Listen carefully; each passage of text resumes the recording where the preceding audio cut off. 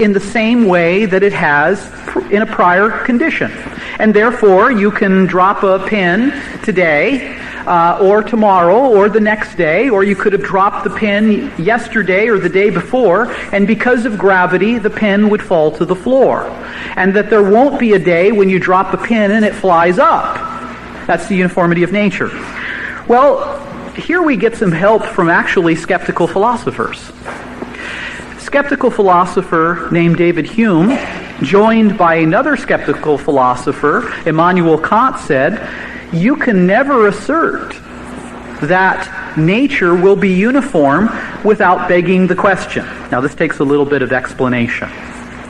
David Hume and Immanuel Kant said, you can never know that the sun will rise tomorrow based upon your knowledge that the sun has risen today or rose in the past. Now think about that for a moment. How would you know that the sun is going to rise tomorrow? Skeptical philosophers Hume and Kant would say, you can never know that the sun will rise tomorrow. And of course we're speaking phenomenologically. The sun doesn't rise, but scientists speak that way, and thus the Bible speaks that way. Phenomenological language, speaking of it as the phenomenon appears to us. We know that the earth rotates, we know that the sun does not rise, but we use those expressions, and so do scientists. Well, how do you know the sun's going to come up tomorrow? Well, you can't say you know it because it's always come up in the past, because if you say it's going to come up tomorrow because it's always come up in the past, you are already assuming that tomorrow will be like today, and that's the point you're arguing. So you have begged the question. You have assumed what you should have proven. You can't argue that the sun will rise tomorrow because it rose today or yesterday. Because when you use yesterday or today to forecast tomorrow, you're already assuming the uniformity of nature. And so, without God, because with God, you in fact do have the guarantee that nature will respond. Science has certain foundations. The naturalistic, atheistic worldview has no foundation for asserting the uniformity of nature. Science has no firm foundation. And you see, that's exactly what we need to say and we need to assert. That without the Christian worldview, without the Christian God, science has no firm foundation. Talk about principles of causality. How is there principles of causality? Are you going to assert they're just inherent in material property itself? On what basis would you assert that? Science is based upon certain principles, but those principles need a foundation, and that foundation is the Christian theistic view of God. Biblical God, there's no basis for the laws of logic. The laws of logic. You heard earlier about the law of non-contradiction. The law of non-contradiction simply says A cannot equal A and non-A at the same time and in the same way. Something cannot both be and not be at the same time in the same way. Sometimes I tell my students, and I get a faraway look in my eye, and I try to play the part of a philosopher, and I kind of put my hand up to my temple, and I say, I exist, but I don't exist. And I just kind of have this faraway look. And I say, what do you think of that? And of course they look at me and they say, wow, that's heavy. I say, no, it's not heavy. It's absurd. It doesn't make any sense. If I exist, then that negates or denies my non-existence. And if I don't exist, that negates or denies my existence. The law of non-contradiction would say that certain things can be and other things cannot be. Well, I would assert that in a world without God, you cannot have the laws of logic. Now stay with me here. If the naturalists are right in asserting that everything is made of physical, material matter, if everything can be reduced to chemistry, physics, and biology, then you don't have thoughts in your mind. You don't have intentional, uncoerced thoughts. You didn't decide to come here today. You didn't decide to purchase the car you purchased. You didn't decide to eat the breakfast you ate. Why? You have no ability to have uncoerced thinking because you don't have thoughts. You have chemical, electrical reactions in your brain. And you do not choose those. Those happen through our process of genetics and the unfolding nature of the chemical and electrical nature of our brain. You didn't even choose to be a Christian.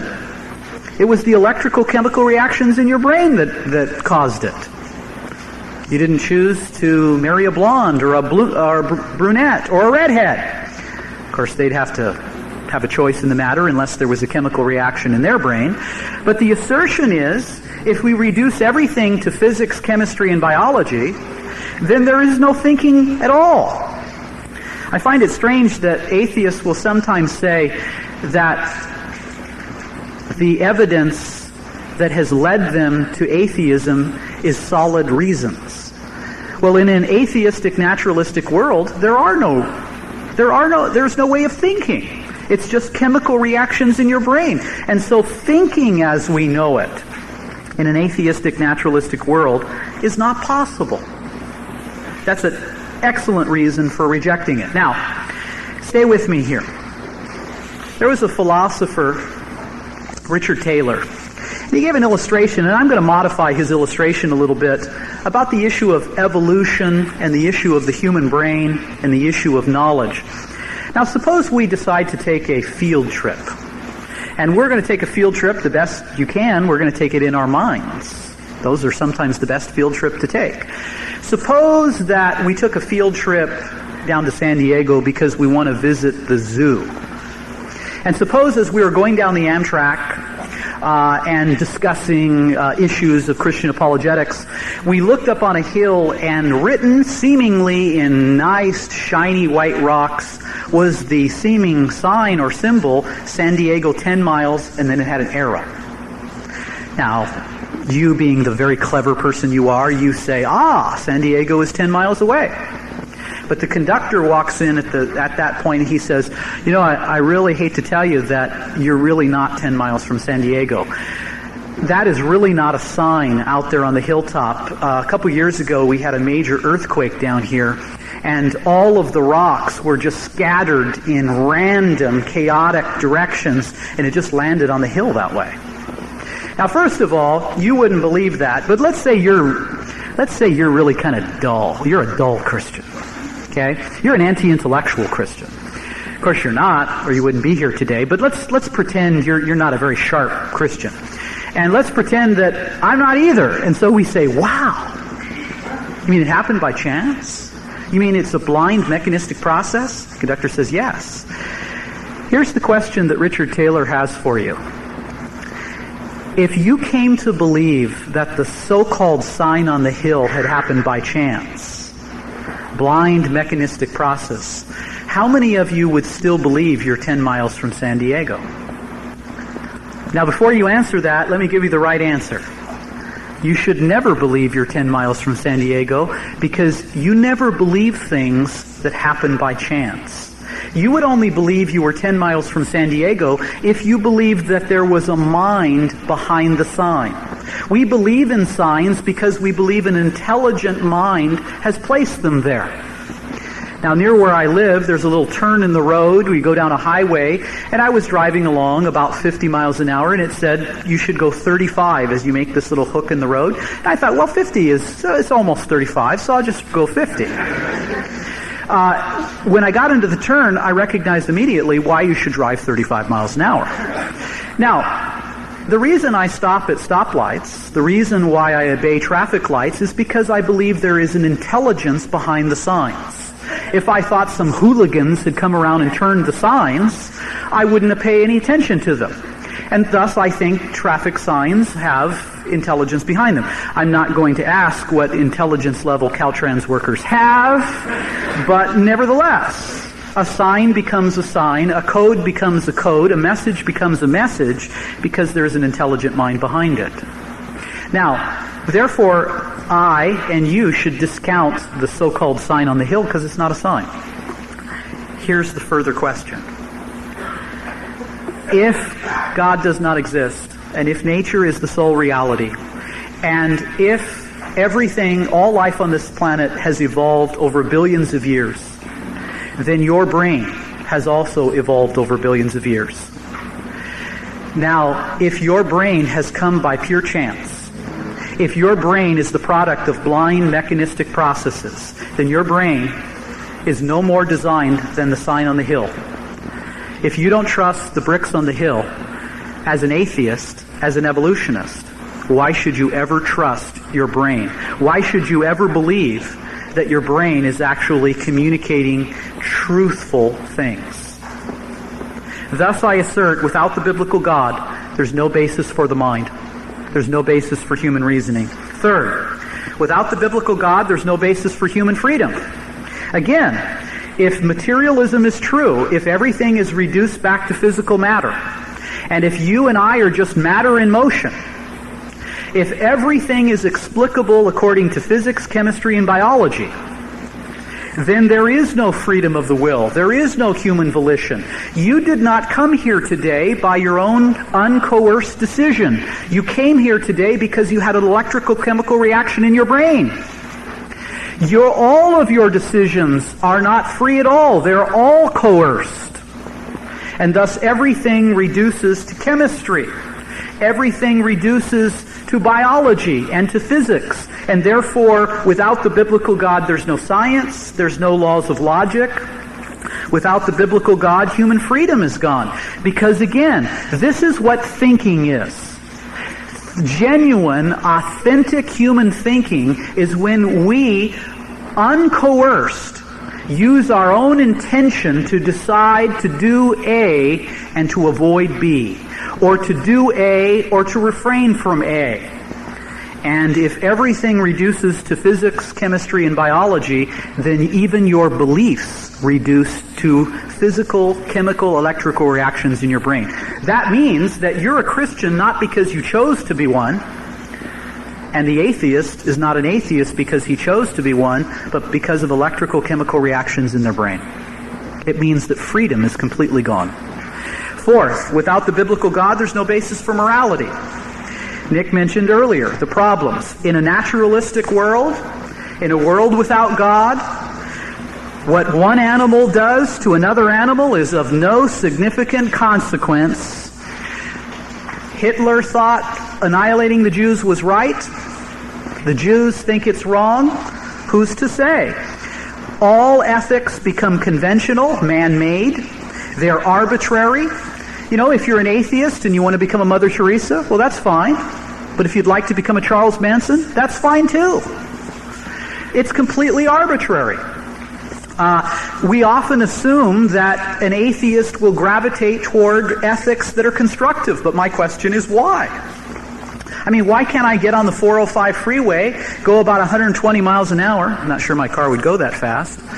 But go 120, get about 8 or 9 CHP cars behind me, then slam on the brakes, and then right before they beat me, I say to them, who are you to judge me? I'm here by blind, mechanistic, natural processes. I'm all about traffic accidents. I didn't vote for you. I don't even believe in democracy. I'm all about death. I always wanted to try that, but one, I'm a coward, and two, I have Christian ethics that cause problems. So I'm wondering maybe if one day I won't see one of my students out there doing that. I hope they don't trace it back to me at that point. Well, you see, if there is no God, then all ethics are made up. They're all conventional. They're arbitrary.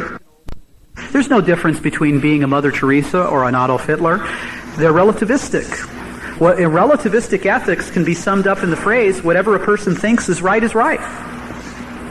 Therefore, Martin Luther King was right to condemn discrimination in the South, but so was the Klan when they asserted that discrimination against blacks was right. In the 1840s, some Southerners said that blacks were not full human beings. Well, what if whatever a person thinks is right, then in fact, those Southerners were right. But so were the Northerners who asserted that blacks were human beings. And of course, if whatever a person thinks is right, it means everybody is right, and if everybody is right, then it means nobody is wrong. There's no foundation for ethics. What one animal does to another has no real consequence. In an atheistic, naturalistic, materialistic world, what is the difference between annihilating 6 million Jews and annihilating 6 million mosquitoes? We are all the product of physical and chemical evolution. And thus I assert without the biblical God, there's no basis for morality. Now, the assertion was made earlier, without God, all things are permissible. I think that's the logical conclusion to draw. If God doesn't exist, go for the gusto. Why should a person believe in God? Well, without belief in God, there's no science, there's no foundation for the laws of logic, no foundation for human reasoning, no foundation for morality. Thus, atheism begins to crumble. It becomes an inadequate belief system built upon a worldview that is utterly inadequate, one that should be rejected. Now, in contrast, let's take a look at the sufficiency of the Christian worldview. Thus, I'm asserting the inadequacy of the atheistic naturalistic worldview. Now I'm going to assert the sufficiency of the Christian worldview. If you are a Christian, it's by the grace of God. But if you are a Christian, you have a belief system and a worldview that in fact can stand up. You have a foundation for the things that atheism and naturalism lack. Number one, science is possible because God has brought forth and sustains an objective and orderly universe. Science is quite easy to explain in terms of a biblical model. There is an eternal, unchanging, infinite being who has created the universe, and he sustains it. God is not just the creator. The Bible asserts that God also sustains the universe. He is in control of it, and he has created an objective universe. He has created an orderly universe. And we can assert that tomorrow will be like today based upon the orderly and sovereign nature of the control of God. And thus science has a firm foundation. By the way, in looking at science, allow me to quote just a few people who were leading people in the development of modern science, and all of these people happen to be creationists. All of the scientists I'm about to mention believed that God created the universe, but of course our atheist friends, they tell us that no scientifically minded person could ever believe in creation. Well, how about Johann Kepler in the area of astronomy? How about Blaise Pascal, maybe the most brilliant scientist to ever live, if he had not died at 39 years old? He dealt in the whole area of the adding machine and in hydrostatics, the idea of measuring the equality in the particular field. How about Boyle in chemistry? I always felt studying chemistry that it was a rather boil, but that need to be pierced, I might add. But chemistry, Boyle. How about Newton in physics? Steno, stratigraphy. Faraday, magnetic theory. Babbage in computers. Agassiz in ichthyology. That's the study of icky things. No, that's not. That's the study of insects. Simpson, not OJ, in the area of gynecology. Mendel in genetics, Pasteur, bacteriology, Kelvin in thermodynamics, Lister in antiseptic surgery, Maxwell in electrodynamics, and Ramsey in isotopic chemistry. Well, if you're familiar with the development of modern science, you know that this is a who's who. These men didn't have a problem in believing that science and God were compatible, and nor should you. Secondly, the laws of logic stem from the mind of God.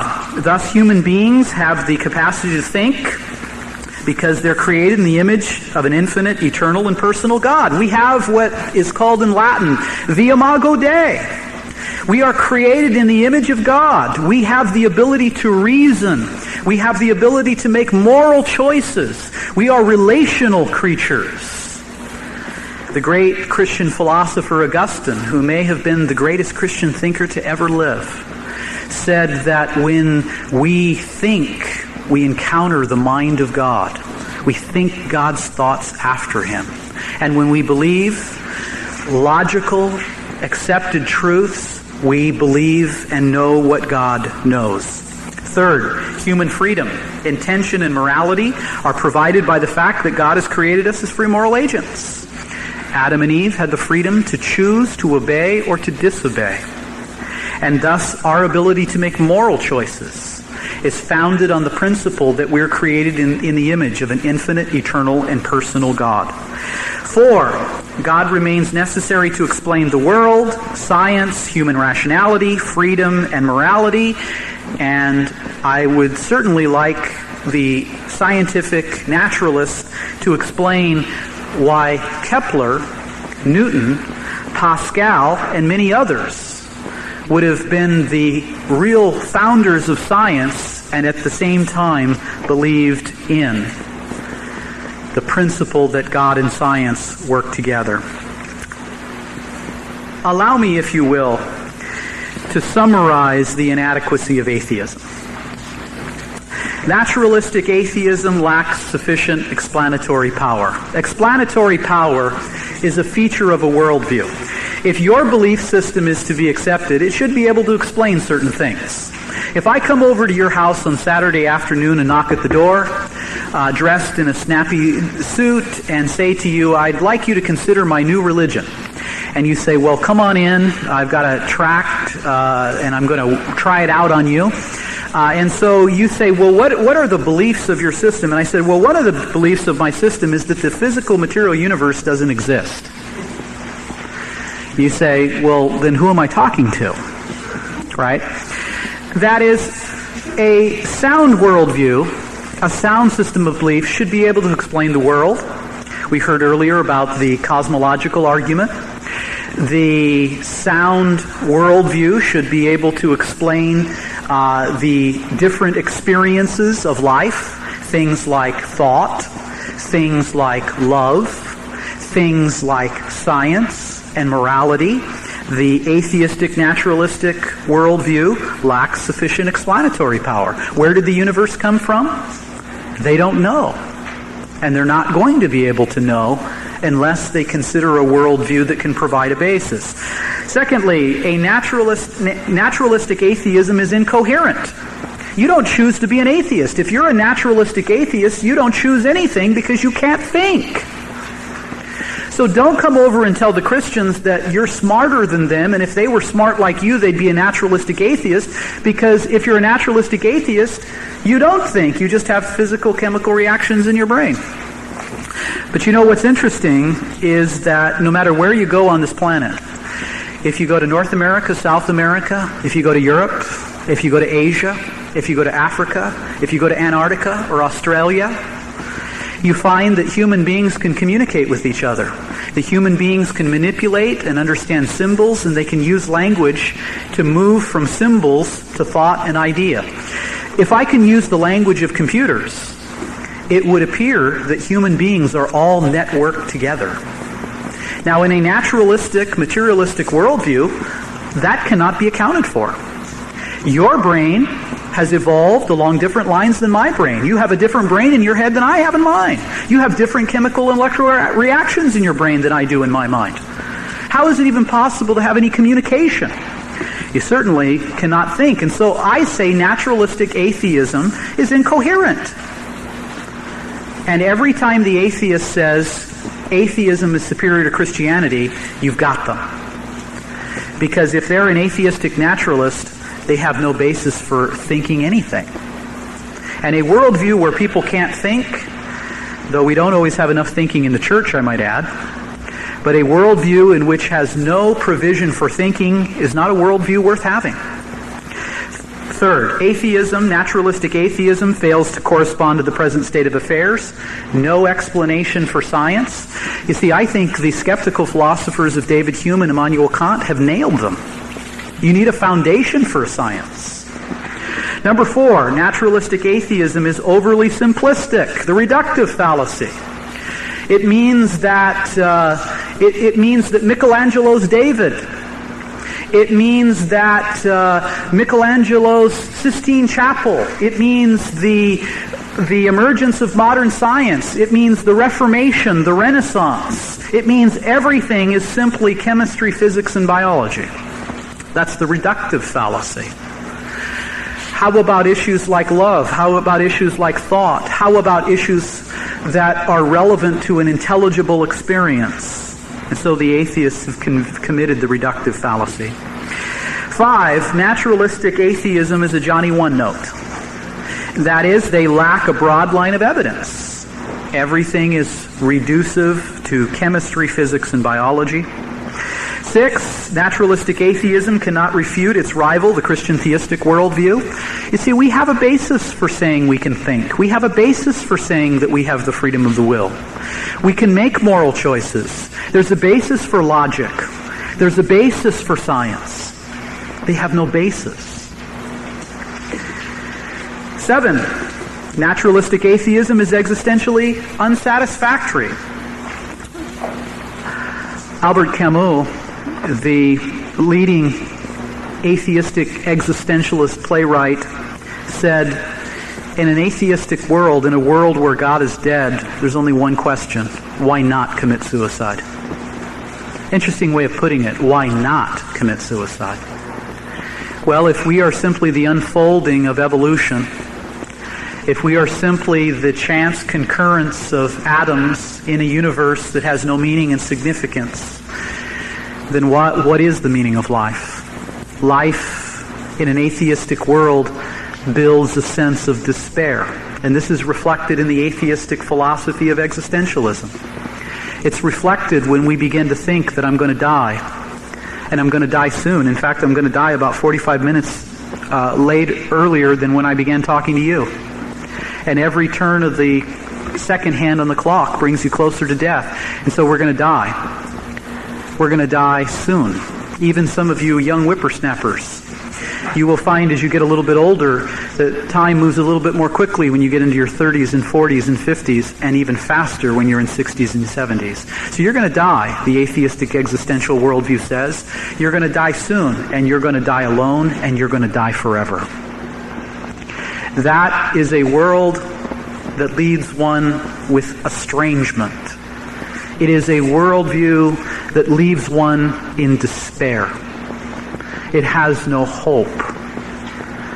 But Christianity, on the other hand, is the religion of hope.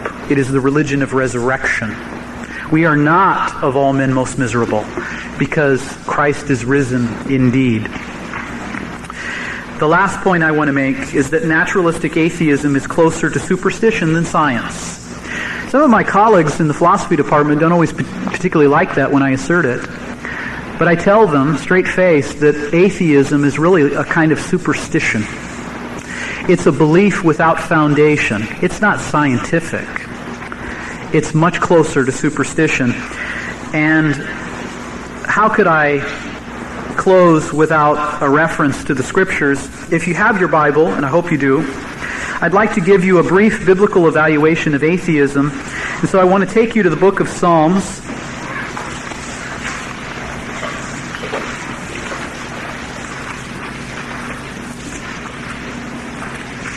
So he's got to watch those philosophy instructors, make sure they quote the Bible and quote it correctly. Go with me to Psalm 14, verse 1. Here we have an assessment of the atheistic condition. The psalmist says, "The fool says in his heart, there is no God." The fool says in his heart, there is no God. They are corrupt, their deeds are vile. There is no one who does good. The term fool does not mean unintelligent. Certainly people like Jean-Paul Sartre, John Dewey were intelligent men. Paul Edwards, Kai Nielsen, J.L. Mackie were intelligent men. The word fool means a moral and spiritual density. A moral and spiritual density.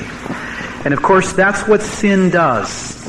Sin causes our thinking to be futile. Sin alienates and separates us from God. And it is God's grace that must come into our life and open our hearts and open our mind. And as Paul says in Ephesians, we're saved by grace and through faith. And it's not of ourselves. It's a gift of God. The atheist suffers from a moral and spiritual density. If I could also take you to Psalm 19. We find something very interesting in Psalm 19 that talks about the nature of God and the knowledge of God. In Psalm 19, verse 1, it says, "The heavens declare the glory of God, The skies proclaim the work of his hands. Creation is not just there. Creation is there with an exclamation point. Creation testifies to the existence of God. You know, those of you who live down here in the beach, near the beach, don't take the beach for granted. Look at the wonder of the Pacific Ocean that God has made and recognize that God is speaking to you and to all of us in that beautiful ocean that we see. If you live out where I do, near the desert, you see the mountain range, you realize that God is testifying. And as one philosopher, Leibniz, said, why is there something rather than nothing? Well, there is something because a personal God brought it into existence. Then look at verse 2. Day after day they pour forth speech. Night after night they display knowledge. There is no speech or language where their voice is not heard. Their voice goes out into all the earth, their words to the ends of the world. Creation speaks to us. Now you don't go over to a tree, turn the leaf over, and it says, God exists. Wow. It's a non-propositional language. That is, it's not language in words. It's not language that is conveyed conceptually that way. It is a knowledge that in fact comes to one through a sense or evaluation of nature. And thus, it comes day to day. God is speaking to the atheist day to day. Now, if I could close by looking at a couple passages in the New Testament. I'd like you to go to the book of Romans, where the great Apostle Paul teaches us something about unbelief in God. In Romans chapter 1, Paul says in verse 18, the wrath of God is being revealed. God's anger is being revealed from heaven against all the godlessness and wickedness of men who suppress the truth by their wickedness. That is, the sinful man suppresses the truth. They push it down. Verse 19, since what may be known about God is plain to them because God has made it plain to them. The great biblical theologian John Calvin said that all of us possess a sense of the divine. And those who deny it must consistently and continually push it down. God has not left himself without a witness. He reveals himself in nature. He reveals himself in you. You know, I'm pretty fond of the Pacific Ocean, and I'm awfully fond of this mountain range near where I live called the San Jacinto Mountains. But when I look at you, I see the image of God. I see the image of Almighty God reflected. God testifies to us of his objective existence through nature, but he also speaks to us in the still, small voice of our conscience. And he speaks to us day by day. And he tells us that only a fool, only someone who is morally and spiritually dense would deny the existence of Almighty God. Atheism is inadequate. Christian theism is a sufficient worldview. You have good reason, and you should be quite confident in your faith, because Christianity can stand up to rigorous scientific, philosophical, and historical investigation. God has given us a witness in his word, and his Spirit testifies to our spirit that Jesus is the Son of God, and the Bible is his word. Amen.